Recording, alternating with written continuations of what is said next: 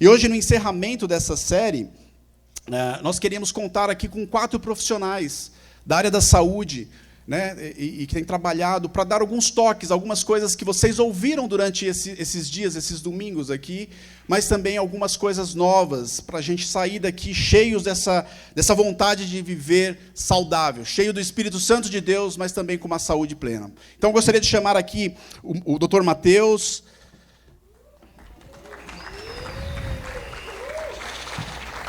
a Priscila, que tem trabalhado mais na sala de cirurgia ultimamente, né, Pri? Mas é uma educadora da parte da saúde. E eu gostaria de chamar a Mara, nutricionista, pode sentar aqui. E a Samara, que tem trabalhado há um tempo na área como psicóloga, tem cuidado das nossas emoções. Eu vou ficar aqui no meio, eu vou puxar esse carrom aqui, e qualquer coisa, se eles demorarem bastante, eu começo a tocar aqui, e aí a gente, para interrompê-los. Então, a ideia aqui é a gente ter um bate-papo sobre a questão da saúde integral, e eu vou puxar algumas perguntas para eles, e depois nós vamos ouvir um encerramento dessa série com o Sandro, mas a ideia aqui é ter alguns toques realmente para nos incentivarmos a melhorar essa questão da saúde. Então, eu vou começar com o Dr. Mateus, perguntando para ele como que, do ponto de vista clínico, quais são os toques que um médico pode nos dar em relação à saúde, principalmente à saúde pública no Brasil, e algumas questões que possam nos ajudar a melhorar a saúde. Eu vou te passar o microfone aqui, eu vou pegar um outro para mim aqui. Tranquilo. Bom dia. Eu trouxe para poder explicar um pouco essa questão do cuidado da saúde, um diagrama, não sei se está transmitindo aí. Esse é um desenho que eu acho legal, porque é mais fácil explicar e depois eu detalhar o porquê que ele é interessante. Essas pessoinhas aí no meio são os nossos fatores individuais, que representam a nossa saúde, né? Idade, sexo biológico, fatores genéticos, hereditários, são coisas que a gente tem na nossa característica que não mudam. Logo acima disso está o nosso estilo de vida, a nossa alimentação, uso de substância, fumo, bebida, alimentação, exercício físico, atividades. Logo depois disso, está as nossas redes sociais comunitárias, pessoas que compõem a nossa rede de apoio, família, comunidade de igreja, amigos. Acima disso está as nossas condições de vida e trabalho, que está questão de educação, saneamento básico, são coisas que vão ficando um pouco mais distantes, mas que ainda influenciam na gente um pouco. E condições socioeconômicas culturais, que estão mais distantes, assim, que a gente vê notícia, mas às vezes acaba não tendo tanta noção exatamente o que aquilo impacta individualmente. Por que eu acho interessante? Porque os nossos fatores individuais a gente não tem muito como mexer. Então, todas as orientações que a gente deu aqui, essa série de cuidado de saúde, envolvem principalmente estilo de vida. E entre essa parte do estilo de vida e as nossas condições de vida estão as nossas redes de apoio. As nossas redes de apoio são as que fazem, quando é uma rede de apoio saudável, é a que vai contribuir para a gente manter um estilo de vida saudável e proteger a gente de condições de vida mais adversas. Agora, uma rede de apoio que é mais tóxica, uma comunidade tóxica, vai amplificar esses fatores de vulnerabilidade e vai piorar a nossa adesão a essas medidas de estilo de vida mais saudáveis. Tá bom? Pode passar para o próximo slide. No próximo, eu coloquei a questão que são as definições de determinante social de saúde, que é mais ou menos aquilo que eu acabei de mostrar no outro diagrama. Essa primeira parte, que é o processo dinâmico complexo, multidimensional, isso conversa bastante com a definição de saúde pela OMS. Saúde deixa de ser só ausência de doença e se torna também uma questão de um bem-estar biopsicossocial. Então, a gente para de querer só tirar o que está errado para tentar melhorar o que pode ser bom. E, do outro lado, é a definição de o que são determinantes sociais de saúde, que a saúde não é só aquilo que a gente tem com o nosso corpo, mas é como que a gente interage com o nosso mundo e a nossa sociedade atual. Tá bom? Acho que é isso. Show. Legal. Agora, a gente falou bastante aqui, a gente tem visto também, eu estou aqui como aquele cara do bem-estar, né? Aqui que está fazendo a entrevista aqui com os profissionais. Estou me achando. Então, a gente tem visto que A gente está vivendo uma geração, ao mesmo tempo, com os fatores de risco presente e uma saúde que a gente vê cada vez mais deteriorando por causa da correria, mas, ao mesmo tempo, a gente vê chamadas para uma vida saudável. E eu achei interessante a gente começar o ano, como igreja, também tratando desse tema, né, de saúde, da saúde espiritual. E eu acho que para todo mundo, aqui todo mundo sabe que tem que fazer exercício, que a gente tem que viver uma vida saudável, uma boa alimentação, coisas que nós vamos falar aqui. Mas, Pri, como que a gente faz isso? Saber que a gente tem que fazer exercício, a gente sabe. Mas como que a gente muda esse panorama e realmente vai para a ação de ter uma vida saudável com exercícios? Sim, esse é um grande desafio, né? Então, não vou falar aqui sobre a importância de fazer, porque isso todo mundo já sabe. Mas pensar sobre exercício é pensar também qual é a forma certa de fazer. Será que fazer qualquer coisa de qualquer jeito vai trazer um benefício? Então, qual seria a dose ideal? A recomendação das principais diretrizes, que é o American Heart e a Organização Mundial da Saúde, pensando em exercício aeróbio, né, o cardio, como todo mundo está mais habituado, é de 150 a 300 minutos de atividade por semana. Então, 150 pensando em exercício de intensidade moderada, 75 de uma intensidade mais vigorosa e até 300 minutos, né, para aqueles que, porventura, vão dedicar mais tempo a isso, também vão colher mais benefícios. Mas vamos focar nos primeiros números aí, que é mais possível na nossa realidade. Né? Pode assustar pensar em 150 minutos, mas se a gente diluir isso ao longo de 7 dias na semana, são 21 minutos por dia. Então, é algo super possível da gente incluir na nossa rotina. E como saber, né, se eu estou fazendo exercício moderado, se o exercício é intenso? Então, tem algumas formas. Né? Nem todo mundo vai ter o Apple Watch aí para verificar o batimento cardíaco, mas a gente pode verificar os sinais de forma mais simples. Né? Então, perceber se o coração está mais acelerado, a sudorese, a respiração e a fala. Né? Se eu estou fazendo um exercício que é moderado, o coração vai acelerar, a respiração vai acelerar, mas eu ainda vou conseguir conversar. Já o exercício intenso, não dá para conversar sem perder o fôlego, né? O coração fica muito acelerado, a gente transpira muito, fica com aquela sensação de calor. Então, assim, dá para a gente pensar, né? O que eu faço é intenso ou é moderado?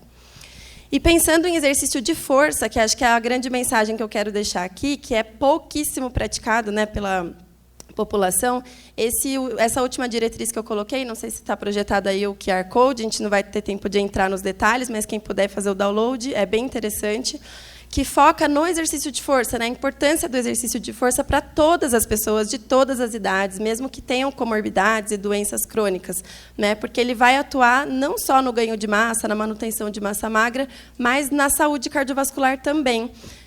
Não sei se já foi aí na última ilustração, mas vai reduzir pressão arterial, glicemia, especialmente para quem tem diabetes tipo 2, aptidão cardiorrespiratória, a composição corporal. Então, o treino de força ele é muito importante para a manutenção da massa magra, né, manutenção e ganho. Isso faz com que a taxa metabólica basal aumente. Então, isso facilita muito, né, a manutenção da perda de peso ao longo do tempo.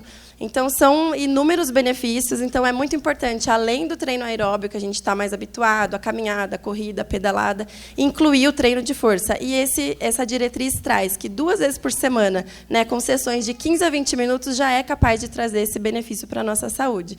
Então, como mensagem final, né, eu sei que muitos são sedentários, ou a gente, né, acaba ficando um tempo parado, mas apenas comece. Né? Se pensar em 150 é muito para você hoje, começa com pouco, e à medida que o tempo for passando, você vai aumentando até chegar nessa recomendação. E todo movimento conta.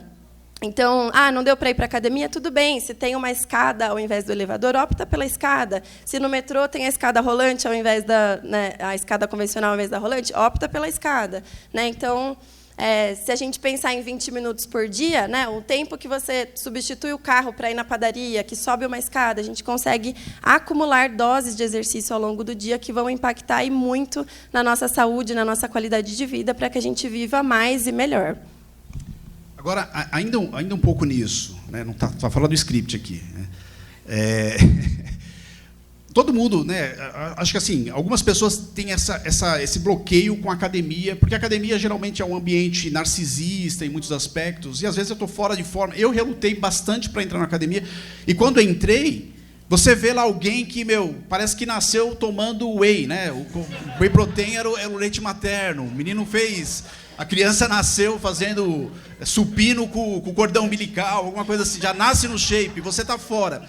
Como vencer essa vergonha, às vezes, de ir para a academia, porque a gente fica se comparando com outra... Eu lembro que eu me ferrei no primeiro momento, porque eu queria pegar o peso que eu via as mulheres ou os caras pegando lá, e eu frango total, e tentando fazer aquilo, e me machuquei. Como que a gente vence isso para entrar no ambiente... Você que foi personal, que teve academia, como que você... Bem legal, Silmar. A gente pensa, quando fala em treinamento de força, direto na musculação e na academia. Eu também, pessoalmente, não gosto e não é minha praia. Mas o treino de força não se limita à musculação, né? Então, a própria diretriz fala. O treino com peso do corpo, então, o agachamento, a flexão de braços, uma puxada, que você pode usar aquilo que você tem na sua casa mesmo. Ou o treino com elásticos, por exemplo, quem gosta do Pilates, né, que são elásticos, molas, ou com pezinho livre. Então, o importante é ter uma resistência, né, para que o músculo consiga se fortalecer e crescer. Mas a gente não precisa ficar limitado à musculação. Então, até quem quiser me procurar depois, posso indicar alguns aplicativos que têm vídeos para vocês fazerem em casa mesmo. Enfim, tem várias maneiras. O importante é fazer força, né? Seja com peso livre, com peso do corpo, né? Então, isso é muito importante. Quem não gosta de musculação, não gosta do ambiente da academia, né? Tem como cuidar da saúde também de outras maneiras. Legal. Então, nós vimos que tem uma questão social, uma questão que a gente tem oportunidades de desenvolver força e exercícios no dia a dia, com boas escolhas, mas também tem a questão da alimentação, né, Mara? Como que a gente... as dicas que você dá para a alimentação, porque eu acho que o grande vilão, muitas vezes, é a alimentação. No meu caso, é a alimentação. Então, quais são as dicas que você pode nos passar aí sobre uma boa alimentação? Bom, pessoal, bom dia. Eu já sou nutricionista há muitos anos, né? Então sempre alguém está pedindo uma dieta, né? Fala, será que você pode me passar uma dieta? E eu vou falar para vocês, não corram atrás das dietas, tá? Então, dieta do sol, dieta da lua, dieta dos pontos, enfim, são várias que vocês veem por aí, dietas da moda. Tá? E nenhuma delas vão trazer saúde para vocês. Por quê? Porque existem os alimentos que você tem que incluir na sua rotina diária e que, se você restringir um grupo, ele não vai te trazer a saúde completa. Tá? Então, a alimentação equilibrada, ela inclui alimentos de todos os grupos. Né? Então, ela vai incluir as gorduras, ela vai incluir os carboidratos e ela vai incluir as proteínas e os minerais e vitaminas. Então, não tem como a gente fazer uma dieta só de um alimento. Falar assim, eu vou comer só proteína, porque a proteína eu não vou ganhar peso, eu vou ganhar só músculo. Não faça isso, porque você vai trazer uma sobrecarga para os seus rins e para outros órgãos do seu corpo. Então, o que a gente fala? Faz uma alimentação com vários alimentos, tá? Inclui várias fontes de alimentos. Por quê? Porque essas fontes de alimentos naturais, elas vão fazer com que você se previna das doenças crônicas degenerativas. Então, por exemplo, você tem lá o diabetes, você tem lá a hipertensão, você tem as questões de doenças mentais. São várias doenças que, se você tiver uma alimentação adequada, você não vai despertar esses tipos de doenças no seu corpo, mesmo que você tenha uma carga genética na sua família, uma hereditariedade na sua família. Então, essas escolhas são importantes. Eu até coloquei aqui a questão das gorduras saturadas, que você tem que colocar abaixo de 10%. O sódio tem que ser assim, abaixo de 5 gramas por dia. Os carboidratos refinados, por exemplo, açúcares simples, tem que colocar abaixo de 10%. Então, assim, pensa que o docinho é um docinho. Então, a dieta do ponto, ela vai falar assim, eu posso comer quantos doces eu quiser, porque, se eu atingir aquela quantidade de pontos, eu não vou ganhar peso. Né? E não é assim, porque aqueles doces vão te trazer uma carga glicêmica tão alta que você vai, aí, a longo prazo, adquirir aí uma pré-diabetes ou um diabetes mesmo. Tá? E aí eu trouxe aqui um slide do prato saudável, né? Só para a gente ter uma ideia, né, do que é esse prato saudável. Ele inclui tudo, né, mas ele coloca lá 50% do prato de vegetais e frutas. tá? Ao longo do dia. Então, você pode distribuir esses alimentos ao longo do dia, e no outro grupo vão estar lá as proteínas e os grãos. Tá? Você vai beber água, né, normal, e vai evitar essas bebidas açucaradas, vai evitar os refrigerantes, os docinhos. Por quê? Porque são essas coisinhas aí que não têm nutrição nenhuma. Pelo contrário, são apenas aditivos químicos que vão reduzir aí a sua saúde. Tá? E eu coloquei também a questão do ômega 3. Né? Então, a Organização Mundial da Saúde ela coloca todos esses alimentos. Né? Então, a proteína pode ser, a fonte de proteína pode ser os ovos, então, ovos cozidos, né? Pode ser o frango, pode ser o peixe, e, em último lugar, a carne vermelha, tá? Porque a carne vermelha ela realmente traz mais malefícios. Então, você pode optar por essas 3 fontes de proteínas, além dos grãos, né, e das leguminosas, que também são fontes ricas de proteínas para quem aí é vegetariano. Outra questão é o que você vai colocar primeiro no prato. Tá? Então, por que o pessoal fala? Por que tem que começar pela salada? Tem um porquê. Porque a salada, geralmente, ela é mais crocante, você vai colocar alguns vegetais crus, vai colocar uma cenoura crua, uma beterraba crua, um pepino, uma selga. E essa crocância, ela vai evitar, ela vai te ajudar a mastigar mais, você vai demorar mais para ingerir esses alimentos. E existem estudos que mostram que você, fazendo dessa forma, colocando esses vegetais crus ou frutas, né, cruas na sua alimentação, você reduz em até 26% a ingestão calórica e consegue emagrecer. Tá? Então, as dicas aí para quem quer emagrecer: come fruta crua, crocante, dura. Come vegetal cru, crocante, duro, porque esses alimentos resistentes eles vão impedir que você ganhe peso na sua totalidade. Pelo contrário, você consegue reduzir em até 26%. Tá? E são vários estudos aí que rolam, né, no dia a dia. Tá? Outra questão são as fontes de gorduras. Né? Você fala assim, mas eu não posso... então, quer dizer que eu posso comer gordura? Lógico que você pode comer gordura, mas desde que sejam fontes boas de gordura. Então, o abacate é uma fonte boa de gordura, as sementes, né? Então, a chia, a semente de girassol, né? A linhaça, a sardinha também, né? Que tem uma gordura boa, são ricos em ômega 3. Aí você fala, mas rico em ômega 3 é muito caro. Porque, geralmente, o pessoal fala muito do salmão, do atum. Não.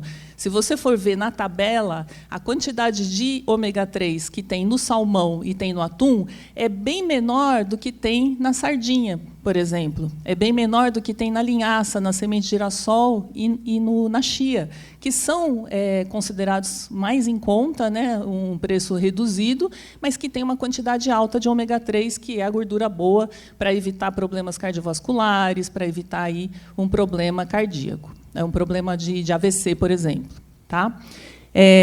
Outra questão também, gente, no prato saudável, né, que eu acho que ainda está nesse slide aí do prato saudável, é a questão da sazonalidade. Então, quando a gente vai escolher algum alimento, vai na feira, vai no hortifruti, né? Eu acho que quem aqui que vai na feira vai no hortifruti? Todo mundo, né? A maioria aqui tem esse costume, né? Vai lá escolher a verdura, escolher a fruta, pelo menos uma vez por semana está lá comprando alguma coisa. O que a gente vai fazer? A gente vai olhar os preços. Né? Nossa, essa tomate está muito caro, R$15 o quilo do tomate. Tem alguma coisa errada. Tem alguma outra fruta também que está caríssimo. Nossa, morango, meu Deus, adoro morango, mas está muito caro. Por que está caro? Porque não é a época daquela fruta. Ou então porque choveu demais, ou choveu de menos. Evita de comprar aquele alimento, porque provavelmente ele não vai estar com a mesma quantidade de nutrientes que você precisa, tá? Porque choveu demais, alguma coisa, ou porque não é a época dele. Então, se você olhar a tabela no Google mesmo, né, da sazonalidade dos produtos, você vai saber que a abobrinha vai estar com aquele preço bom, você vai saber que a selga vai estar com preço bom, o tomate vai estar com preço bom. Por quê? Porque é a época desses produtos, é a época dessas frutas. Então, o morango, por exemplo, você vai comprar agora, está caro. Se você for comprar em agosto, a caixinha, você vai comprar 4 caixinhas com o preço de uma, porque ele vai estar na época dele. Então, é importante a gente estar buscando também essa sazonalidade. E, por último, eu queria falar sobre os ultraprocessados, né? Então, assim, existe um apelo muito grande hoje na mídia, né, tanto para as crianças, para nós adultos mesmo, em consumir os ultraprocessados, porque eles são mais baratos e também são mais atrativos e são mais gostosos. Por que eles são mais gostosos? Porque eles são ricos em açúcar, em sódio e em gorduras. E esses tipos de elementos, né, porque não são nutrientes, eles são desenvolvidos em laboratório. Tá? Então, eu tive a oportunidade de visitar algumas indústrias de alimentos e são exatamente laboratórios. Então, eles desenvolvem alguns tipos de sabores, né, flavors, né, então aquele cheirinho gostoso, aquele sabor gostoso, que o objetivo deles é viciar o nosso paladar. Tá? Então, você sente aquele gostinho bom, né, de laranja, um gostinho bom de limão, aquele cheiro gostoso, né, num salgadinho, numa bolacha recheada, num tempero, que tem aquele umami. Por quê? Porque o objetivo é viciar mesmo. A nossa palatabilidade, ela tem esse alcance, né? Então, a gente vai acabar querendo comer esses alimentos, ter uma atração maior, porque a indústria faz isso, né, de propósito, né? E esse apelo é muito forte para as crianças. Então, para quem tem filhos, aí, sobrinhos, toma muito cuidado, porque eles sempre vão preferir os salgadinhos, né, esses produtos, porque são os mais atrativos. E, para finalizar, que o Silmar já está, falar um pouquinho sobre a questão da genética e da epigenética, né? Então, como o Dr. Matheus falou aqui, né, existe a questão da hereditariedade, existe a questão dos fatores externos. Tá? Se você tem uma carga genética, tá, que eu acho que é o penúltimo slide, tem uma carga genética para ter hipertensão, ter diabetes, ter uma doença mental, seja lá o que for, mas você ter hábitos saudáveis de alimentação, fazer exercícios, como a Priscila colocou, você consegue silenciar esses genes, ao invés de despertá-los. Então, é muito importante a gente seguir uma alimentação saudável, seguir com os exercícios físicos, para silenciar esses genes que a gente traz no nosso corpo. Se a gente optar pelos alimentos ultraprocessados, eles vão o quê? Despertar esses genes. Tudo que é ruim no nosso corpo vai ser despertado, e a gente vai adquirir as doenças. Tá? E, por último, tem um versículo que eu queria ler. Tem aí, Silmar? Um versículo que eu queria ler para vocês, que fica lá em 1 Coríntios 10, 31. Assim, quer vocês comam, quer bebam, quer façam qualquer coisa, façam tudo para a glória de Deus. Amém? Era isso. Amém. Legal. E aí, falando de alimento, a gente tem que vencer, então, talvez até com a saúde emocional aí, o cheiro da pipoca quando a gente sai daqui. Com certeza. Né? Ou porque a gente acaba saindo daqui, a gente tem aquele cheiro. Você falou do cheiro, Mara, né, que nos atrai, a gente tem que acabar vencendo sobre isso. Então, Samara, como a gente lida com essas questões? Porque a saúde tem a ver também com a nossa saúde emocional. Como a gente cuida de uma saúde emocional? Que dicas que você poderia dar sobre o cuidado da saúde emocional? Como o Matheus falou, saúde tem a ver com bem-estar, com produtividade, com realização, com resiliência, né? E a gente precisa cuidar, então, dessa saúde como um todo. A primeira coisa que eu coloquei aí é entender o ser humano de forma integral. Nós temos uma tendência de falar, daqui para cima é uma coisa, daqui para baixo é outra. Não, mas aquilo que está ali na sua mente, nas suas emoções, vai influenciar o corpo. Por exemplo, se eu estiver passando por um estresse muito grande, estou numa fase difícil da vida, pode ser que, se eu tiver uma predisposição, eu tenha uma gastrite. Da mesma forma, se o meu corpo está, está limitado, né, de repente eu estou com uma crise na coluna e eu não consigo fazer as coisas que eu estou acostumada, eu posso, de repente, sentir, talvez passar por uma fase depressiva, alguma coisa assim. Então, a primeira coisa que eu coloquei aí é que fique bem claro para vocês que o corpo é uma unidade. Tá? E um influencia o outro. A segunda dica que eu coloquei aí para o cuidado com a saúde mental é aprender a acessar os seus pensamentos. Essa é uma chave super importante. Fiquei muito feliz aqui quando foi lido em algumas vezes nessa série o texto de Romanos 12, 2, onde Paulo diz que nós somos transformados pela renovação do nosso pensamento. Mas qual pensamento? Que pensamento passa pela minha mente para que ele precise ser renovado? E aí eu coloquei, se quiser passar o slide aí, tem uma setinha, porque eu quero desafiar vocês a olharem assim. Na vida, eu passo por diversas situações. Eu não consigo controlar a todas, né? Então, saindo daqui, você vai vivenciar uma série de coisas lá fora. Essas situações que mal eu controlo, eu vou fazer uma leitura, um pensamento, uma interpretação sobre essas coisas que estão acontecendo. Este pensamento não fica só guardado aqui. Ele vira uma emoção, um sentimento. Então, dependendo do que eu estiver vivendo, eu vou começar a sentir algumas coisas. E depois tem um comportamento, algo que eu faço, a maneira como eu vou reagir a essas situações. Então, por exemplo, se você está trabalhando e o seu chefe, a situação é essa, o seu chefe fez uma solicitação para você. Pensamento, interpretação, que eu faço dessa situação. Eu posso pensar... eu sou incapaz, não vou dar conta dessa solicitação. Não vou dar. Isso vai gerar o quê? Uma emoção. Por exemplo, eu posso ficar muito ansiosa. E qual é o meu comportamento? Eu posso procrastinar. Ou eu posso comer em excesso. Ou eu posso não comer. Ou eu posso fazer muito exercício. Né? Depende. Então, eu acho muito importante essa escuta ativa, essa antena ligada, para mergulhar e entender o que se passa aqui dentro. O salmista, ele diz assim: alma, por que você está inquieta dentro de mim? Tem uma razão, tem um porquê. Então, o meu desafio é que você faça esse exercício de acessar esse seu aparelho cognitivo, né, a sua percepção, a sua memória, a sua criatividade, seus pensamentos, a sua lógica.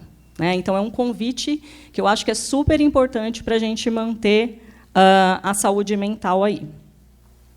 Por quê? O que vai acontecer? Quando você faz constantemente esse exercício de perceber como é que as coisas estão funcionando, como é que eu estou reagindo a essas coisas, você pode perceber que você vai desenvolvendo um padrão.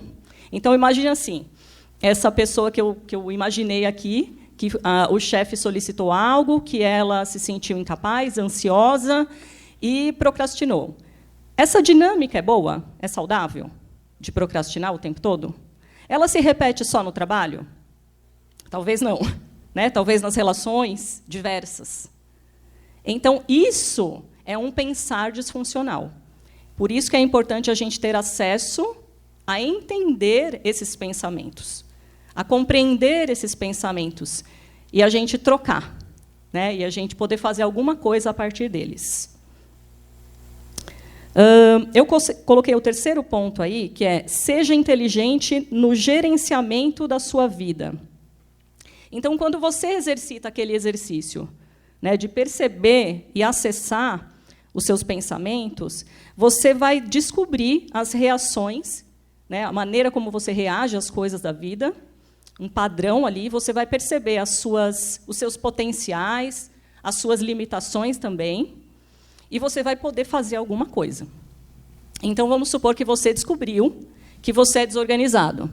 Então, você precisa ser inteligente e começar a ter uma agenda e colocar, de repente, número de tarefas que você consegue cumprir naquele dia. Então, por exemplo, o Silmar tem TDAH, ele já falou para todo mundo dessa igreja. Né? Então, sabendo que ele funciona assim, que o cérebro dele não é de um neurotípico, né? Sabendo que ele funciona assim, o que ele faz? Vai tentar diminuir estímulo, vai tentar colocar as coisas na agenda, vai fechar janelas, vai usar Ritalina. Né? Olha, eu já medicando. Né? Então, assim, o caso dele é esse. Então, a gente precisa também ter consciência o máximo possível de como nós funcionamos para que a gente possa tomar alguma atitude. Né? Por exemplo, se você descobre nesse exercício que você tem dificuldade de comunicação, uma dificuldade de relacionamentos, então você pode tentar desenvolver uma comunicação mais assertiva, né? Você pode buscar ser mais resolutivo. Aí, o ponto é, tá bom, Sâmara, eu já sei que eu tenho dificuldades com isso, mas eu não consigo mudar. Então, o meu quarto ponto aí, e o último, porque o relógio já apitou ali, entenda quando você precisa de ajuda.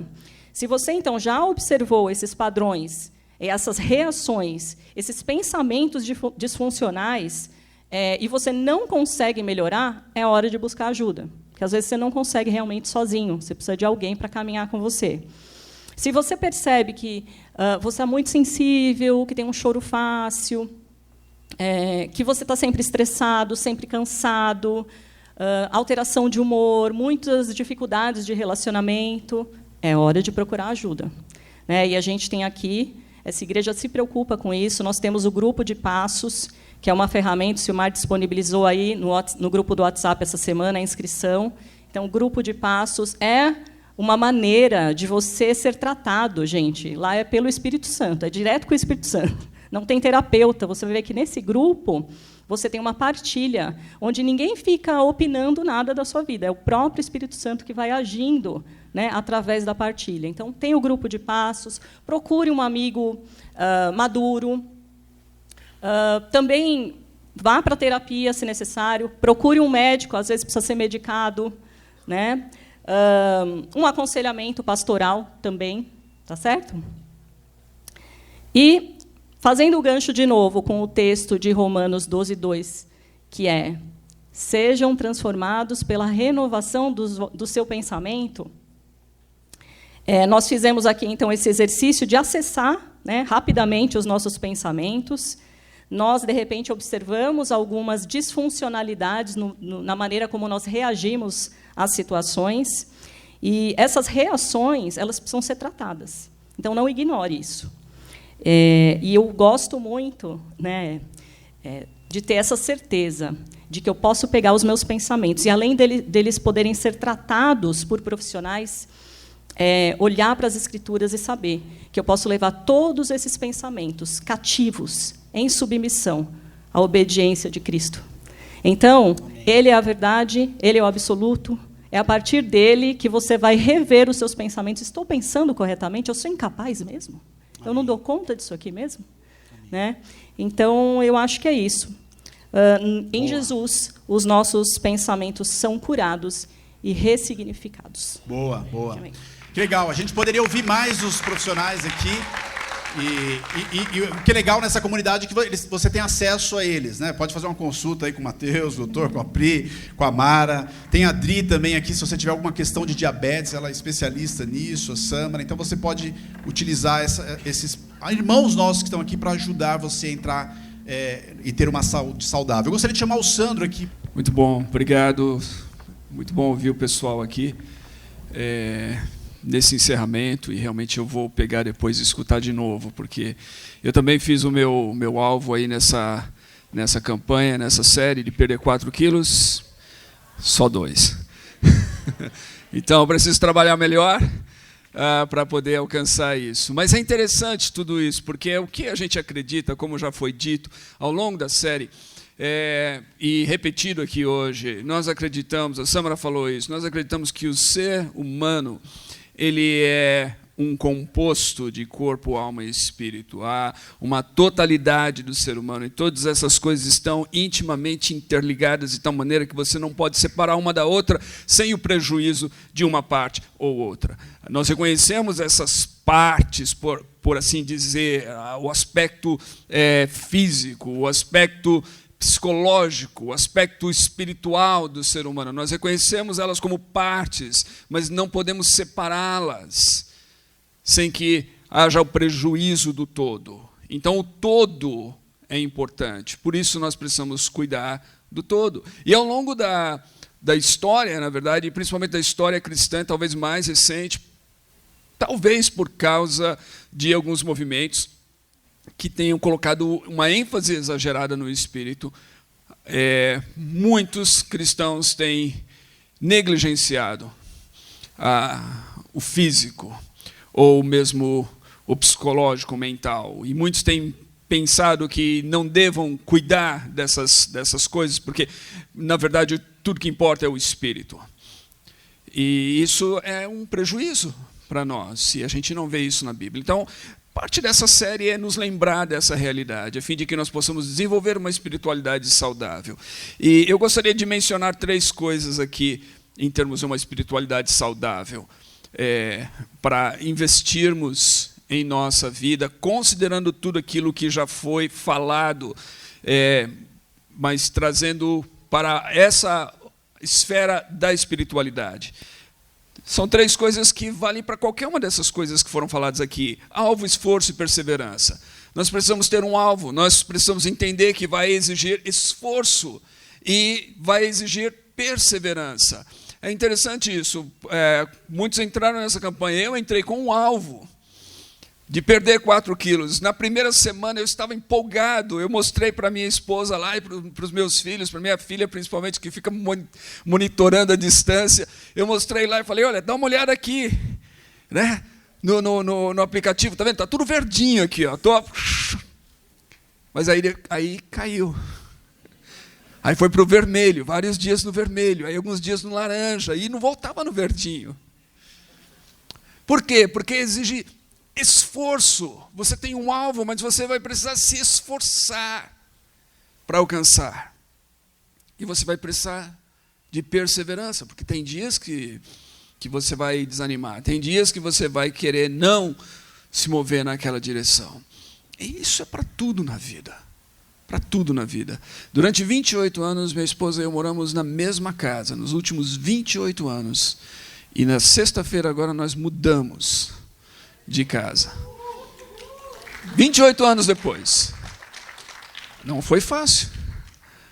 Não foi fácil mudar. Para nós, foi mover uma montanha, e a gente ainda está nesse processo, né, de mover uma montanha. Muito esforço, mas nós tínhamos um alvo. E nós nos esforçamos o máximo. Estamos ainda no meio do esforço, e a gente tem que perseverar para chegar do outro lado dessa grande mudança. Mas na vida é assim. Muitas pessoas não querem mudar, porque elas entendem que a mudança vai exigir um esforço e vai exigir perseverança. E por mais que elas estejam numa situação em que elas se sintam que não é o melhor em suas vidas, quando elas se deparam com a realidade da mudança e com a proposta de mudança e com o que vai exigir a mudança, muitas delas se acomodam. Elas preferem, às vezes, a vida que elas têm tido até então, que não é o melhor, do que dar o passo para mudar.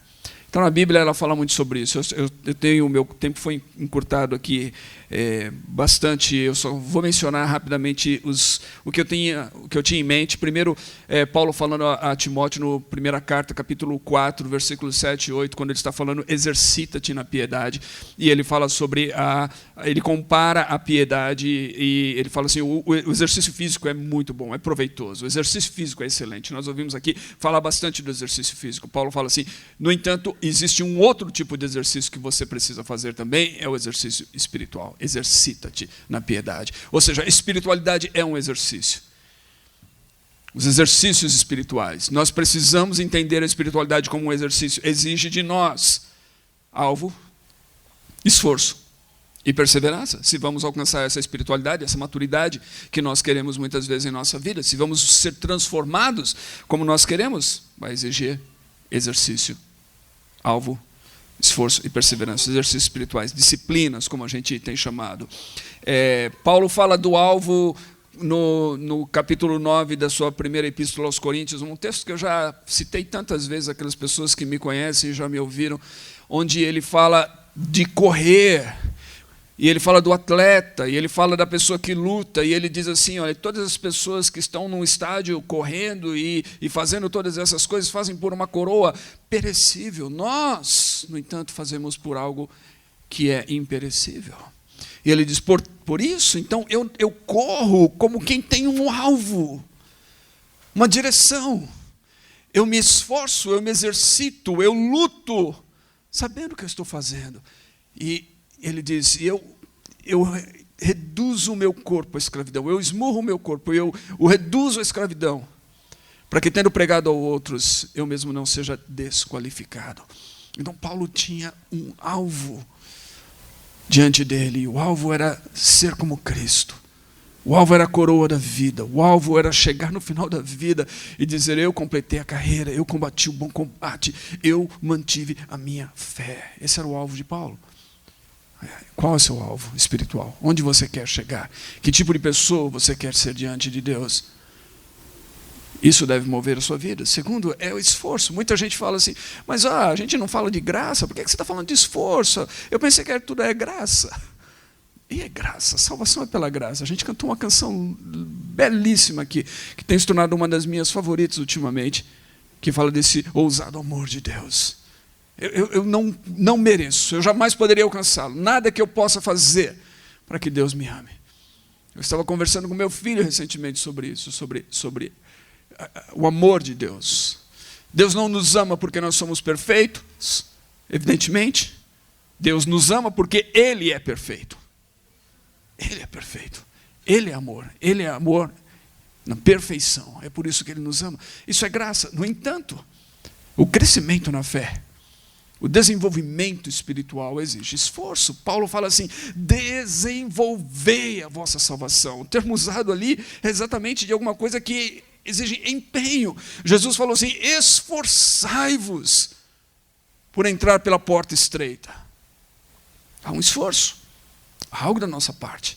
Se vamos ter essa espiritualidade que queremos, vamos ter que nos dedicar a isso e nos esforçar. Significa que eu vou ter que, às vezes, acordar mais cedo para orar. Ou então, significa que eu vou ter que deixar de fazer certas coisas que são prazerosas para mim, para me dedicar a outras coisas que talvez não me parecem tão prazerosas, a fim de que eu possa desenvolver a minha salvação e a minha vida espiritual. E por último, perseverança. Hebreus 12:1, quando fala que nós, visto que estamos rodeados por tão grande nuvem de testemunhas, deixemos tudo aquilo que nos atrapalha e o pecado que nos assedia, e corramos com perseverança a carreira que nos está proposta, olhando fixamente para Jesus, autor e consumador da nossa fé.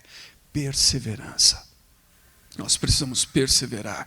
Não existe vida espiritual, não existe nos tornarmos como Jesus, não existe ser aquilo que nós queremos ser e alcançar o que nós queremos alcançar no final da nossa vida, de olhar para trás e saber que nós completamos essa missão, nós vivemos da melhor maneira e nós temos algo nos aguardando pós-túmulo. Não existe nada disso sem perseverança. Então lembre-se disso: alvo, esforço e perseverança. Há uma música que eu ouvi pela primeira vez há mais de 30 anos e não lembro de toda a letra, mas tem uma parte dela que eu lembro e às vezes eu tenho citado. É de um cantor chamado Tony O'Kay. A maioria talvez nunca ouviu falar dele, mas ele teve vários sucessos na década de 80. E tinha essa música falando: You will go free. Você será livre. E ele diz assim: I don't know how much it's gonna cost you. I don't know how much it's gonna cost you, probably everything. Eu não sei quanto vai custar de você, provavelmente tudo. É isso. Na vida espiritual, vai custar tudo. É uma entrega total e restrita. Mas o prêmio vale mais do que tudo que você poderia conquistar se você não tivesse entregue isso. Então, Jim Elliot: não é tolo aquele que abre mão das coisas que não pode guardar, para reter e manter aquelas que ele jamais poderá perder. Que você corra com perseverança, que você se esforce, que você tenha o alvo certo na sua vida e que você viva para Jesus. E viva saudavelmente para Ele, em todas as áreas. Amém? Que Deus abençoe você.